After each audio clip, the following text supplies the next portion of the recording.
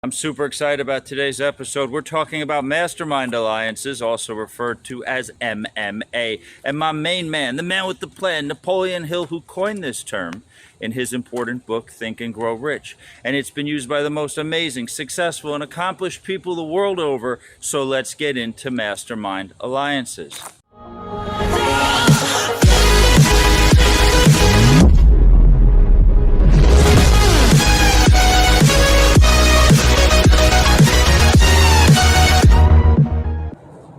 Wastepa, Benjamin Irish here. I just came through the first cotton field of the season that has sprung its bales of cotton. So I'm going to post some pictures of that for everybody here momentarily. Napoleon Hill was arguably the most prominent and widely received American philosopher and author of many books during his lifetime, the most famous by far being Think and Grow Rich, not his first book.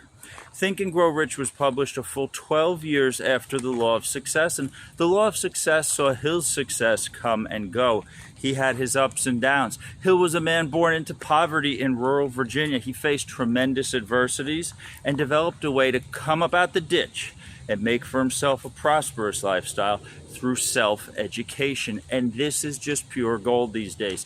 This is what we need today in America, a revolution of the mind and Americans deciding to educate themselves. Napoleon Hill did something that I feel has a very important place in this country right now, needs to be a part of us rebuilding as a nation. And I mean fixing the dire situation that we're in, of being at the lowest point intellectually in this country's history. Hill is one of the philosophers that sought to educate Americans en masse, and not through dysfunctional school systems and corrupt agendas. Hill understood there was a dire need then, as there's a far greater and wider reaching need now, to revamp how Americans gain their education. This channel seeks to open the mind of its viewers and give them perspectives in education that truly helps them. And that's why I want you to subscribe to this channel. Share it with your loved ones, because if we don't repair this intellectual low point in our country's history, we may just cease to exist as a first world nation.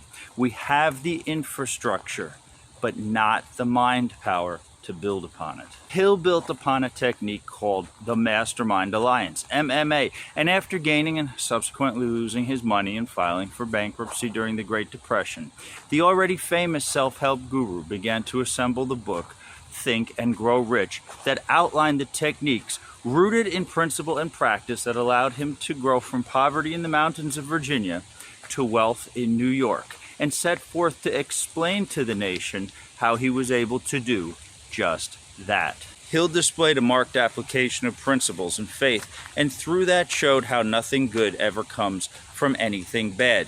He called for a strict application of positivity in every aspect of our endeavors, and he understood that faith keeps us honest. And that's what makes Hill and his MMA so special. You see, Hill doesn't wrap you up in the con of get rich quick. Not at all. Hill was a teacher commissioned by the greatest business leaders of our time to inspire and train employees about American capitalism. He has his naysayers, no doubt about it, but it's factual that Hill had befriended and associated himself with some of this country's most successful people, several of them on their way climbing that ladder of success, and many accredit his friendship as an integral part of that success. Still to this day, their children and grandchildren too. Hill was an influential figure in American success, in great part because of his application of MMA.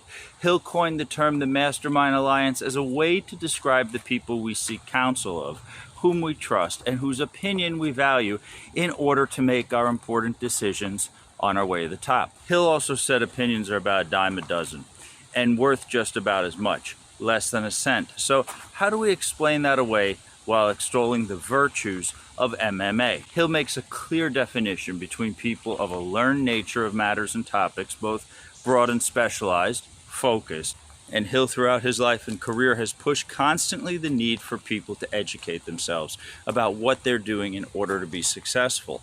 So Hill clearly draws a line between people who are ignorant of the elements of the situation you face that you're seeking resolvement of, and those who have, by natural experience or applied study, made themselves knowledgeable of the subject or subjects you're seeking their MMA for, and for that, they can be trusted, deserving that their opinions hold weight. And don't bust my chops about calling out some people as uneducated. I myself come from the ditch and made a decision long ago to read, and anybody can read, and there's nothing better you can do with your free time. So if you're uneducated and you know it, go educate yourself. The library doesn't cost a dime. I come from a place where ignorant fools have killed each other over 2-liter bottles of soda. So unless you want to remain in that type of a ghetto, you have no excuse not to go out there and read. If you're uneducated and you know it, clap your hands. If you're uneducated and you know it, clap your hands. It's probably a bad one. Napoleon Hill applied what I like to call the ability of many great come-uppers to morph the personalities of the people he admired. And I want to make a point here. We've spoken before on this series about professional problem creators and people who want to shit on everything you're doing. Well, those people piled on Hill and accused his MMA of being sociopathic. And I want to emphasize that this definition of MMA is completely wrong. There's nothing sociopathic about people who like and are friends with each other, delving into great detail and with brilliant focus, almost to the point of becoming human computer systems regarding the subjects they love for hours and hours on end. This type of focus and study is the foundation of every great American invention in history, from electricity to the airplane, the car, and even the computer. Nobody's born a genius. They make themselves geniuses by eating up every little piece of information about their field and analyzing how it applies to the job they're doing, and then they apply that information to the decision-making process. And that's what MMA is.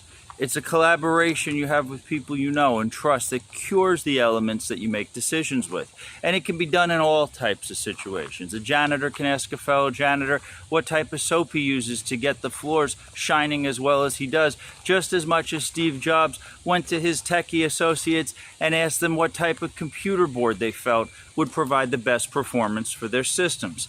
People who've criticized Hill without justification have done so with no rationalization or qualification. There's a very unqualified website out there that anybody can write anything on, called Wikipedia. And critics proclaim Hill as a con man with no way to back up their claims. Folks, Hill's books were required reading in massive American organizations for their executives and laborers. Parents pass his works down through the generations of their families to give their kin an edge they otherwise would never be taught in school. Famous celebrities and equally famous businessmen have attributed their success in large part to reading his books. And although his critics find it easy to slander a dead man, I want to say that I've read many of the man's books and never saw anything that appeared to be an investment scheme. The only investment ever asked of me by any of Hill's books was the simple purchase of the book itself. This stuff is the real deal. One of the people who used MMA to great success as mayor of New York was Rudy Giuliani. In Giuliani's book, Leadership, he spoke of his decision-making process, explaining he would discuss with friends and associates a matter at hand, determine the pros and cons of the matter, see what the people he was in touch with knew, what they thought he should do, and then weighed those opinions against his own experience and knowledge of the situation, and then made his decision. Everybody who knows about Rudy knows he cleaned up New York and put the fear of God into criminals. Why do I mention this? Well, since we spoke of professional problem creators in relation to MMA, I proffer this parable. Rudy Giuliani did not seek the opinions of the drug dealers, armed robbers, and gun runners about cleaning up the city. That would be redundant. Those are the dime a dozen opinions you don't seek. You never seek the opinions of people who will gain from the exact opposite of your goals, who look at you as competition or are your enemies. You seek advice from people you can trust. And let's zero in on the word seek. If you've been following this channel, and if you haven't, please hit the subscribe button. But if you have, you've seen throughout these episodes there's a difference between opinions offered up and the opinions that you seek. Napoleon Hill ingrained in the American psyche the concept of good service. Excellent service, actually. He showed people very early on the benefits of giving service far greater than expected as a key element of success. I firmly believe that the vast expansion of smiles on the faces of Americans in photographs beginning in the 1940s and 50s is keenly related to the emphasis Hill and later his offspring philosopher gurus placed on positive mental attitude, something he called PMA. And you are not only applying good service to your product and seeking for yourself qualified MMA, you're applying excellent management. The best managers seek MMA because they're seeking the knowledge that makes the business they're in charge of run like a well-oiled machine. And since we're talking about smiles, being in the TV business all these years, I want to tell you about a well-kept secret that truly works and has worked for me. Anybody who knows me knows I drink tons of coffee, and sometimes I get carrot teeth. You know, when you get that build up on your teeth and they look less pearly white and more orange, like you've been chewing on a carrot. Well, let me tell you, there's a toothpaste I use that seems to magically lift the tartar off those chompers and makes my teeth pearly white and smooth as silk as soon as I use it. Yes, as soon as I spit in the sink.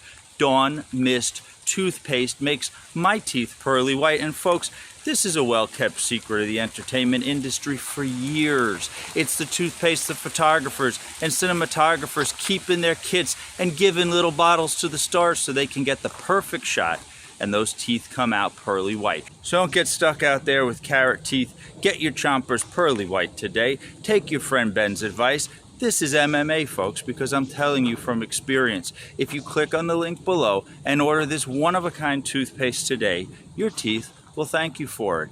Order Dawn Mist toothpaste today on Amazon. Just click below. Hill's MMA applies so well in management situations because managers make decisions. Hill teaches us through his work to qualify the people in your MMA. This does not mean they all have to have the same opinion or offer the same advice. In fact, that's the antithesis of MMA.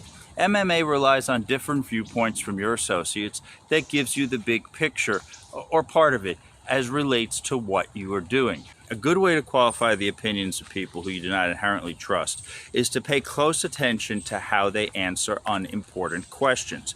A good sign of somebody who responds honestly is the person with the humility to say, "I don't know the answer to that question," or something similar. This is the person you may decide is the right person to delegate responsibility to, especially if they offer to find out the vital information. I have a friend who always comes to me with all of his business ideas, not seeking investment funding, but rather my opinions and knowledge on how parts of his endeavors work. Thinking on it, I should probably charge him for this. Anyway, he knows where to cut the check. The reason he always comes to me is my unique knowledge about elements of what he's doing. He always says, "You know your shit," and that's the number one thing you need to look for when seeking MMA. And remember, we seek MMA. We don't accept offers of MMA. A man is wise who recruits talent that he's denied to them the position they're vying for. If a man comes into your business seeking a job and tells you he wants to change your live event department upside down or inside out, give him a job writing computer code. But I'm digressing. Let's discuss how you seek and qualify MMA that works. First of all, your request for MMA with another person is like a math equation. You have the big picture before your face, the whole painting. So now you need to break apart what that means, and you need to do it in sections. Say you see an opportunity in owning a business in Asbury Park, New Jersey. Now you need to understand the different parts of that painting, the factors that will add up to the success or failure of the equation. You'd be best to call a friend in New Jersey and ask him 3 questions about one aspect of this equation. Break it down into sections. Ask him about the laws in New Jersey. Is it legal to open your business anytime you want, even 24/7, 365, or will there be constraints? Then pose the question as to whether or not that applies to other aspects of building the business, if there are regulated delivery or construction times or other things that could constrain and restrict your plans. Finally, ask this most important question. Ask if he's been through the neighborhood and what he thinks of the plan you have for the business you have in mind. This is where experience comes into play. If a man speaks with true knowledge about the market and gives you real concrete reasons why your business will or won't work there based on experience, They will speak with sober, specific words. People with true knowledge and the mental capacity to speak from experience will give you highly detailed and specific examples to back up their reasoning. It goes without saying that you should not seek the advice of people who are under the influence of drugs or alcohol. Their perceptive abilities are incapacitated and their minds are far from working at 100%. A person who knows his shit will not give you general information and statements like, Asbury Park is a piss pot poor area. It's filled with crime and gangs and drugs and nobody has money. That man doesn't know what he's talking about. Somebody who knows his shit will say, even if it's negative, I worked there 2 or 3 years ago. The only way to your business on Ocean Avenue is via Washington Street. It's the only way off the expressway to Ocean, and between where you want to open the business and the exit is this group of criminals who lay down spikes to deflate car tires and then rob the people in the car. It's the Blood Gang. Last week they did this 6 times, up from 4 the week before. There are only 6 cops in the whole district and 200 members of the gang. They do this at night, and when the sun comes up, the police usually close the exit for a few hours, and that means nobody will be allowed to enter the area and purchase goods from your business. You might want to go down there and check it out for yourself, but bring protection. That's specific information based on experience and can be trusted. Note how the person told the inquirer to go and see for himself in a more positive way, keeping PMA in mind because it applies this way too. A man unqualified to speak of the matter would say something to the effect of, that's big time business, especially in the summers. Lots of people go to Asbury Park and there's lots of money there. Have you noticed how broad and general that statement is? The qualified statement of a man who knows his shit would be more like, Asbury Park has a great community alliance that includes high net worth residents who are doctors, lawyers, and union members. The neighborhood you want to be in is accessible only from Washington Street. And every time I drive down that street, all I see are Rolls Royces and Bentleys, and all the wives sport diamond rings. There's no other business like the dry cleaning company you want to open, but there is a hotel with a large wait staff that just opened there, and you could bid for that contract. They need to have their clothes cleaned, right? Also, several times people have approached me for change of a $100 bill. That's a good market that has money to spend, and you could do very well for yourself. Now, if you're seeking MMA, I want you to be aware and pay close attention to the person you ask for MMA, who respectfully says, I don't know about Asbury Park, New Jersey. If he says, I'm happy to go there and report to you what I discover, that's when you send him there 1, 2, 3 and get the critical data. Somebody who invests his own time and money to get the answers to your question just because they're fond of you and believe in your potential with nothing guaranteed in return will give you honest assessments. MMA is about taking these type assessments from different people in the same and different various areas of the venture you're researching and figuring out the best plan of action, bearing in mind that sometimes you may decide not to do the deal altogether because you found a fatal flaw in your strategy. Napoleon Hill teaches us to think properly. MMA is an absolutely necessary part of properly thinking.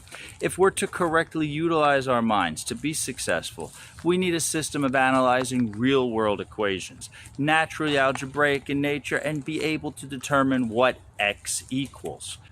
Napoleon Hill lived in a time before computers and digital technology, and I could only imagine what he would have been able to research and qualify as X if he had the resource of our modern information systems. But the application of this research and qualifying the findings is still applicable today. Just ask any computer expert. They'll tell you a great deal of hacking involves social interaction and persuasion. You just can't type questions into a computer. You need to first figure out the right questions to ask, and with all the fake news and corruption in that regard, it's essential that you apply the old world techniques of going out in the field and being Johnny on the spot when qualifying those inquiries, especially if your future depends on it. Napoleon Hill's Think and Grow Rich details MMA and how you can successfully run your own mastermind alliance. Over time, this becomes organic, a natural part of you. Also, don't be one of those people who hates criticism. Any intelligent person can accept intelligent criticism, and more so, that person can gain from the criticism and through it gain experience. A thought can spark a fire. I knew a couple that wanted to open a business selling pet insurance, and their MMA requests were met with criticism about the area they wanted to plant their roots in. Their mastermind alliance told them that most of the pet owners had farms and horse stables with commercial animal insurance policies like business insurance, and because of this critical analyzation, they saw an opportunity. They decided instead to forego the pet insurance business and open a business servicing the racehorses that spent their winters in the area and capitalized on a market that allowed them to retire. After all, MMA is just that, an analyzation of the market. Smart businessmen don't fear criticism. If you're seeking MMA from a trusted friend, you're wise to tell them something like, "John, we're good friends. I'd like your advice about this business I want to start. And I don't care if you tell me even that it won't work because of my personality. I'm not upset or hurt. This is business. And if you're harshly critical, that's fine. I just want to know why you feel that way. And being a true friend is telling me how you really see things." That's how you get qualified advice from friends. Achieve MMA and make yourself a good listener. MMA means listening to others. I knew a guy who had a job working in construction. Instead of joking around and talking, he'd follow the rule of keeping your ears open and your mouth shut. That's how you learn to do things. Let people who are in your MMA talk all they want and ask any question they have of you. Your patience is an investment in your future. This technique has been used the world over by the most brilliant and successful people.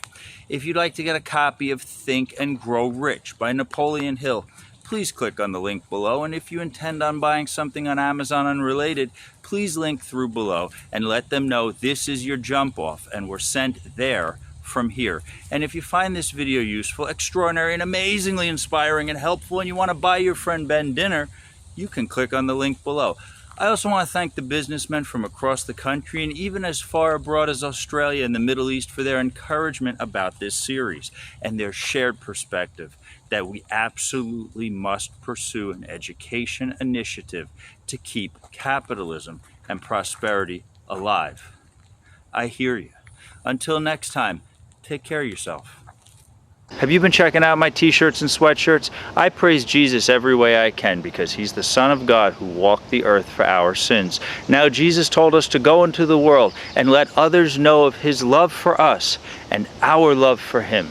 It's funny when I wear these shirts because lots of people across the country in places like Pennsylvania, Florida, and Washington State, they come up to me and say, "Praise Jesus," or "Great shirt." Well, don't thank me. Thank the big man upstairs. However, when I wear these shirts in my hometown in New York City very often, I get these mean looks from the city dwellers, and I can see what that's from. It's the fear they have from the realization that they've not placed God and his Son, who died for our sins, in the right place in their lives. Oftentimes I say to these people, their eyes wide as they realize they're not alone in the world, I tell them, Jesus loves you. And folks, I've had people say to me, "I've been staring at your shirt and I understand you're wearing that shirt was done for a reason and a good reason." So if you remind the faithful that we're continuing to spread the good news, or if you're going to give those who've lost their way a reminder that the big man upstairs will always love them